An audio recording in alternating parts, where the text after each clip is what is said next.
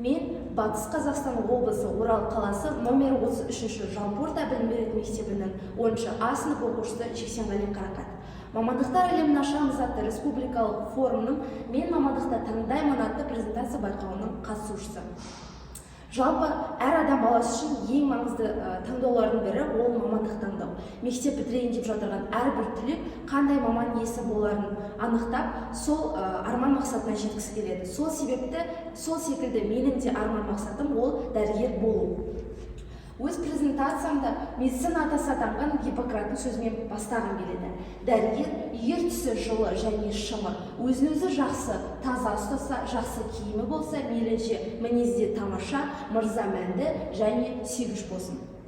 Ал енді не себепті дәл осы дәрігер мамандық және неліктен тап осы мамандық мені қызықтырды дейтін болсақ, мен кішкентай кезімнен дәрігер болуды армандайтынмын. Өз отбасымдағы әрбір жанды емдеу мен үшін арман болып саналатын. Ал енді не себепті дәл осы мамандық? Себебі ол адам өмірін сақтап қалу. Қазіргі таңда адам өміріне қауіп төндіретін, өлімге әкелетін аурулар көп. Солардың алдын алу үшін мен өз үлесімді қосқым келеді және адамдарға қол ұшын созу, яғни көмектесу, олардың сауығуы үшін көмектесу және Қазақстандағы медицинаны дамыту үшін қызмет жасағым келеді. Ал енді шығу тарихына келетін болсақ, дәрігер мамандығы ең көне мамандықтардың бірі. Оның түп тамыры мистицизммен, теологиямен және философиямен тығыз байланыста болып табылады. Енді медицинаның мазмұны ол адамдардың денсаулығымен сақтаумен нығайту, сырқаттарды емдеу, аурудың алдын алу, денсаулықпен жұмысқа қабілетті жағдайда адамзат қоғамында ұзақ өмір сүруге жетуді көздейтін тәжірибелік іс-әрекет және ғылыми білімдердің жүйесін қалыптастыру. Енді осы саладағы атақты адамдарға келетін болсақ, жоғарыда бұл дүние жүзіне атақты дәрігерлер, ал төменде орналасқан бұл біздің Қазақстаннан шыққан атақты дәрігерлер. Осының ішінде Елешева Розалия Ғалиқызы атты өз өмірімізде шыққан дәрігерге тоқталғым келеді. Елешева Розалия Ғалиқызы 1927 жылы 19 маусымда Орал қаласында дүниеге келген. 1946 жылы осы Оралдағы фельдшерлік курсты аяқтаған және көптеген қызметтерді атқарған. Соның ішінде 1971-2003 жылдар аралығында Асфендияров атындағы Қазақ ұлттық мемлекеттік университетінде профессор мамандығын атқарған. Сонымен қоса 200-ге жуық ғылыми жұмыстар бар. Соның ішінде 6 монографиясы және 2 оқулық кітабы бар.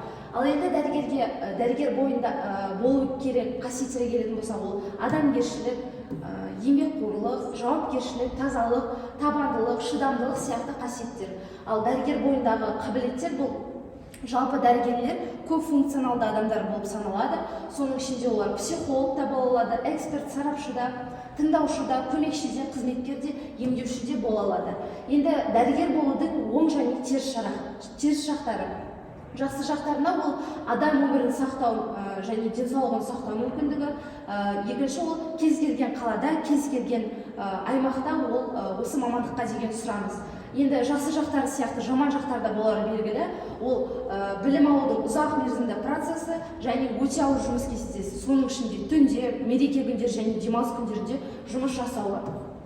Енді осы мамандықты оқытатын білім беру ұйымдарына келетін болсақ, ол Алматы қаласында орналасқан Асфендияров атындағы Қазақ ұлттық медицина университеті, Астанадағы университет және өзіміздің өңірімізде Батыс Қазақстанда орналасқан Ақтөбедегі Оспанов атындағы медицина университеті.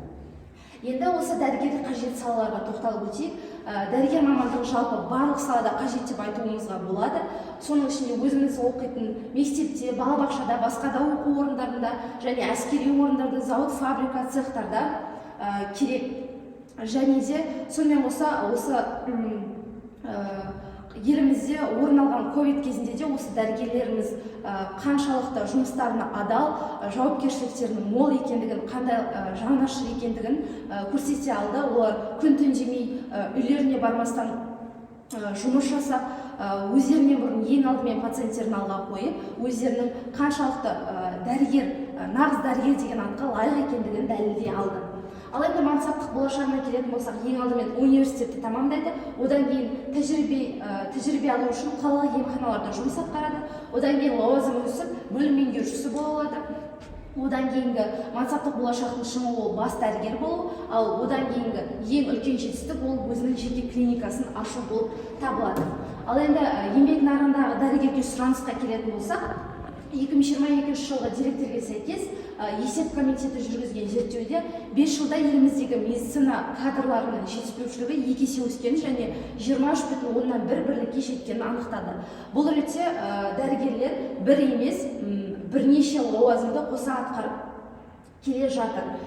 Осыған сәйкес мен де өзімнің зерттеуімді жүргізіп, өзімнің ауданымдағы номер 2 қалалық емханаға барып бөлім меңгерушісімен сұхбаттасқан болатынмын. Соның нәтижесінде балалар хирургы, балалар невропатологы, ересектерге арналған отоларинголог, онколог, рентгенолог, дерматолог және жалпы тәжірибелік дәрігермен фтизиатр мамандарының жетіспейтінін анықтадым.